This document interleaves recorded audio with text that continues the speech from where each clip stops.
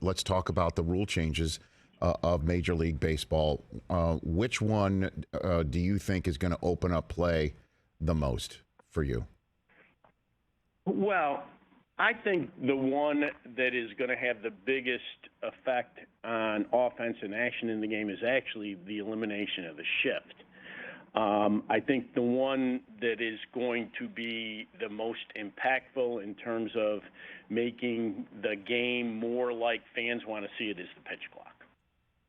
Why do you think that the pitch clock will be one that fans want to see the most? I think it's pace of game. I think the single, our fan research suggests that the single biggest issue that fans have with the product that we've put out there in recent years is, long delays, lack of action in the game, the length of the game too. And I think the pitch clock has shown really well in spring training. I've actually been out. I've talked to.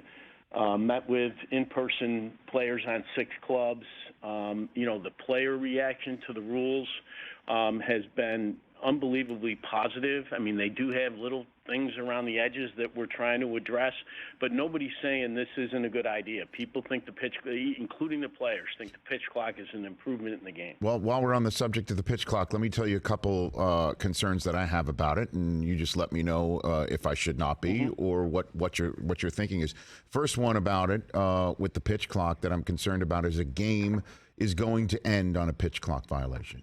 That there's going to be an incredible contest that we're seeing play out. It's going to be a rivalry game. It could even be a playoff game, and somebody just loses their place at the moment because they're just locked in. And walk-off pitch clock violation. What are your thoughts about that, Commissioner? Yeah, look, I mean, it happened early in spring training. It is a possibility.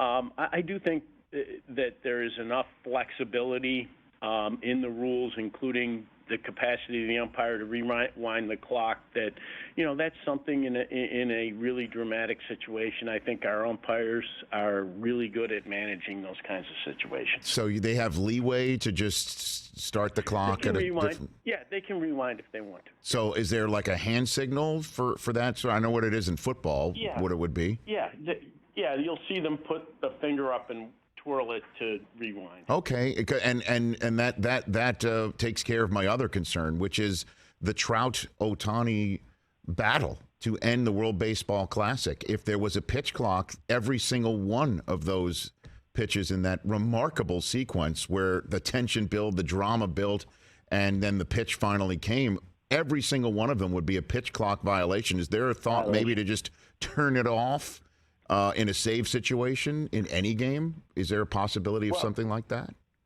Look, the most important point, Rich, yes. and I want to make the big point, and I've said this to the players that I've met with.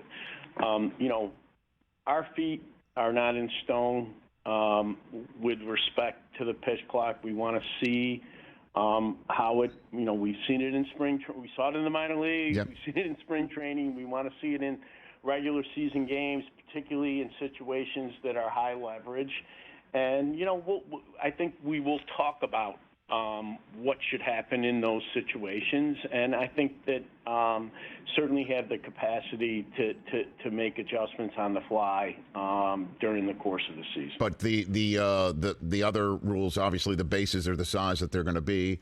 And the shift is going to be what it is. Yeah, the shift's going to be what it is. Okay. Yeah, I think it's, and again, I want to emphasize this. The core of the pitch clock is going to be the core of the pitch clock. It's these things around the edges to address unique situations or particular situations, maybe is the better word, during a game. We'll continue to, get input from players and talk about those. Catch the Rich Eisen Show every single day on the Roku channel, 12 to 3 Eastern, for free.